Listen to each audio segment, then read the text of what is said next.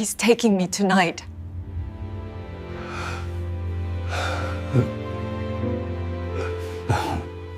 I thought I knew my wife.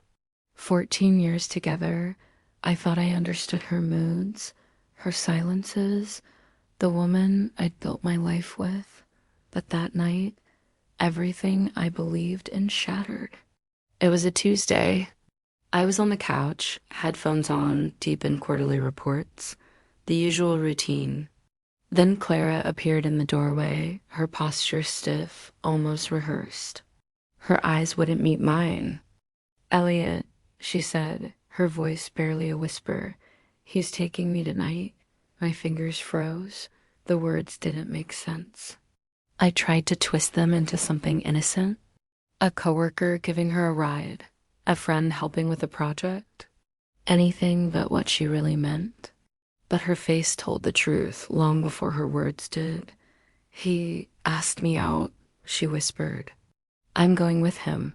The air just vanished from my lungs. "You mean a date?" My voice was steady, even though my world was collapsing.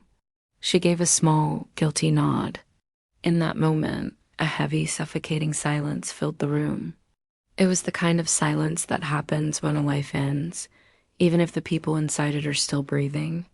I slowly closed my laptop. The click echoed like a door, locking me out of my own life. "Clara," I asked, "who is he?" Her eyes fell to the floor. "Logan, from my team." I'd heard the name before, but it meant nothing. I never imagined she'd trade 14 years for a name I barely recognized. Suddenly, it all clicked. The distance, the coldness, the forced smiles, the nights she was too tired to talk. I realized I'd been fighting alone for a marriage she had abandoned long ago. "I didn't know how to tell you," she said, her eyes welling up with tears. I raised a hand to stop her.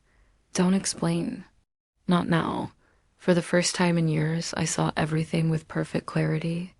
I had poured my entire soul into us while she had been quietly stepping away, one day at a time. Tonight, she just finally cut the thread. I stood up, feeling calm, steady, and more alive than I had in a very long time. "I'm not going to stop living just because you stopped loving me." Her eyes widened in shock, but I turned away before she could say another word. I went to the bedroom, grabbed my overnight bag, and packed only the essentials. My toothbrush, a change of clothes, my wallet, and the version of myself she had nearly erased. At the front door, I looked at her one last time. There was no rage, no begging, no pain, just clarity. And then I walked out. The cold night air hit me like a baptism, shocking, honest, and necessary. 20 minutes later, I was at my best friend Theo's house. He didn't ask questions or pass judgment. He just gave me space, quiet, and a couch where I could finally breathe. Later that night, Clara sent a text. I didn't even look at it. I was done fighting for someone who had stopped choosing me. The next morning, I woke up on Theo's couch with sunlight in my eyes and a strange sense of peace in my chest. It was a peace born from pain, but it was peace nonetheless. Theo and I sat on his porch, drinking coffee in the crisp morning air. "You gonna be all right?" he asked. "I will be," I said. "I just need to set things straight. Not with her, with myself." When I returned home that afternoon, the house felt foreign, but somehow lighter.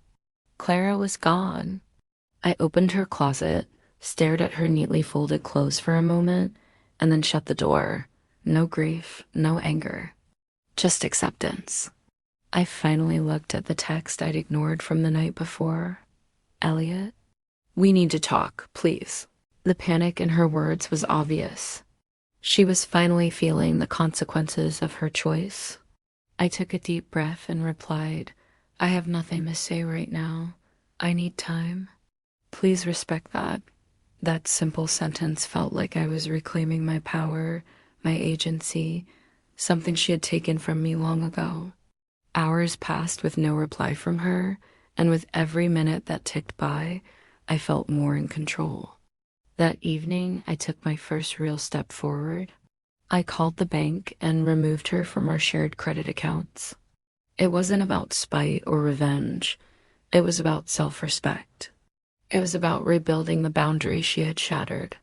Then I went through our finances, organized my papers, and protected what was mine. Each action was quiet, methodical, and intentional. And with every move, I felt the crushing weight of our dead marriage lifting off my shoulders. The next morning, Clara showed up at the door. Her eyes were red, her hair was a mess, and her voice trembled.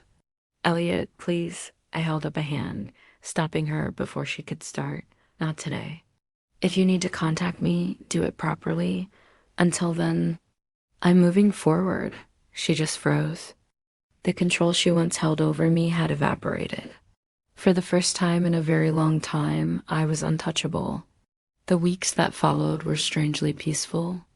I rebuilt my life from scratch. Morning walks, home-cooked meals, catching up with friends I hadn't seen in ages. I spent my evenings reading instead of waiting for someone who didn't care. Each new routine felt like I was reclaiming land that had been stolen from me. I still thought about Clara, but the pain slowly transformed into perspective.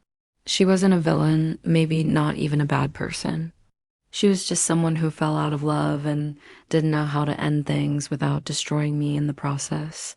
But the parts of me she broke, I rebuilt them, and they were stronger than before. One night, at a small get-together with Theo's friends, I met a woman named Maya. She was soft-spoken, warm, and genuinely curious. There were no expectations, no hidden motives, just an easy, natural connection. We talked for hours, we laughed, and we shared pieces of ourselves without any effort. It wasn't romance, not yet. It was something much simpler, proof that connection could exist without pain. 3 months after that night, I stood in my quiet apartment. Sunlight was spilling across the floor. My world was no longer collapsing, it was expanding.